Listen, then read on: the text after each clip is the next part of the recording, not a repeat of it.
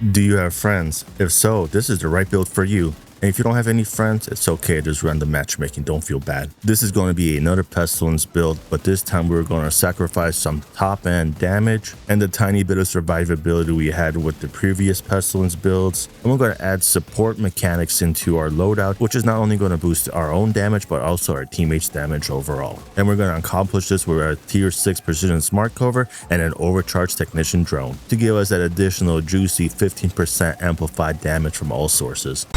Did I just respawn again? What's going on, Dags? If you're new to the channel, welcome to Gaming. I'm your host, Nox. One of my favorite things to do is respawn, and it's not because I'm good. I am back again with another Pestilence build. You already know I love me some Pestilence builds because Pestilence builds are Pestilence builds. You can never go wrong with a hard-hitting Pestilence build because the Pestilence build is going to do a lot of Pestilence build damage. And if it didn't sink in yet, I am a big fan of Pestilence builds. And especially this season, we are getting that 30% rate of fire and that 30% additional weapon damage, which is going to really allow us to take the Pestilence Plague of the Outcast talents to the next level, because not only are we going to stack it up faster with the rate of fire, the Plague of the Outcast ticks are also going to hit additionally even harder. And a quick disclaimer this season, if it is a gun and it shoots, it's going to do a lot of damage this season. The active modifiers are all good, the passive modifiers are all good, everything is good this season. That's why I encourage everybody to try out different builds, try out different combinations, and enjoy the game, because this season is one of those seasons kind of like Rogue Momentum where you could try out lots of awesome, cool, unique builds that you normally wouldn't play. And that's why I personally think Year 7 Seasons 2, the Pact, is actually a really fun season and good season.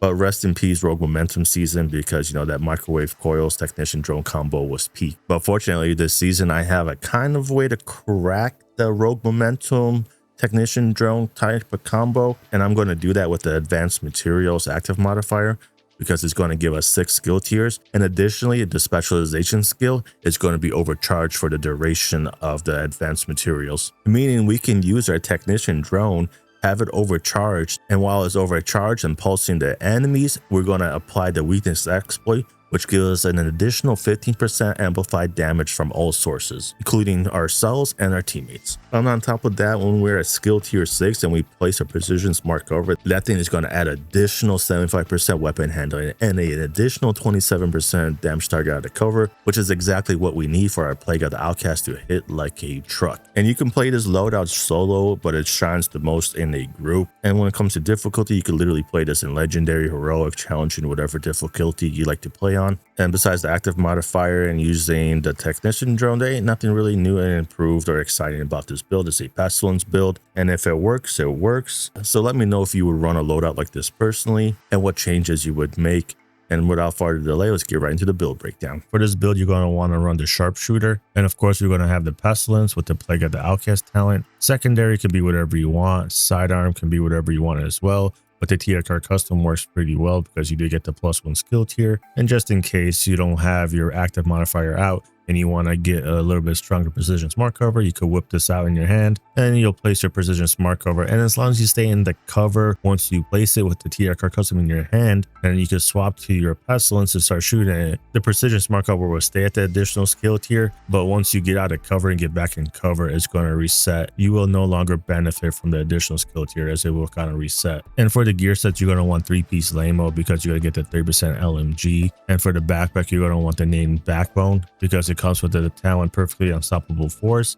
And this total weapon damage does affect the tick damage of the Pestilence. And then for the holster, we have our final piece of the Lengmo. And for the gloves, you could run Overdogs or Contractor gloves. It's going to be up to you. Overdogs will give you more damage when you do hit the right gears, but the Contractor gloves will give you a more consistent damage, and all you have to do is hit enemies with armor. For the knee pads, I'm running the Turmoil knee pads, but if you don't have the Turmoil knee pads, a really good substitute is going to be the Fox's Spur knee pads, because that damage target out of cover is going to apply to the ticks as well. And these right here are going to give you more damage actually to your build. I just like the Turmoil knee pads because it gets the damage out to the whole field, and having the Turmoil knee pads gives you a better chance to take out those pesky snipers that are hiding in the back or those drone operators. And for the chest piece, I have the Palisade for the 10% armor on kill.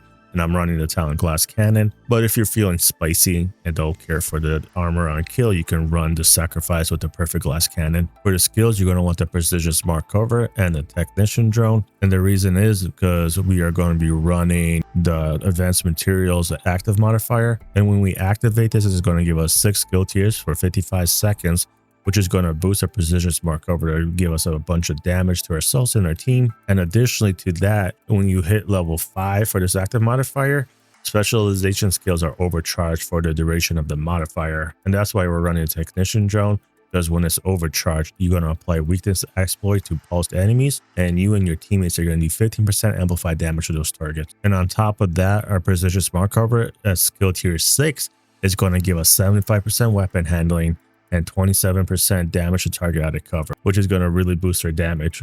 You already saw the active modifier, and for the passive modifiers, I have Rupert's Tear, I got Keep Out, and then I got Stepping Stone. When it comes for the critical hit chance, critical hit damage on the loadout, you just want enough critical hit chance where you are going to be around 54%, and then dump the rest into the critical hit damage. But yeah, let me know what you guys think about my support build, and if it's something that you would run.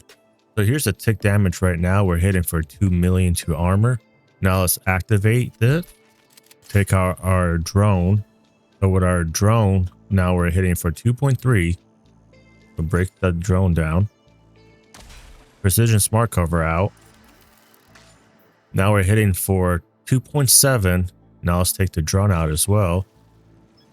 Now we're hitting for 3.1 million to armor. Here's the damage you can expect to do with the Foxes per knee patch. So it looks like on the high end, we're going to be doing 3.3 million. And then on the low end, we're doing 2.5 million.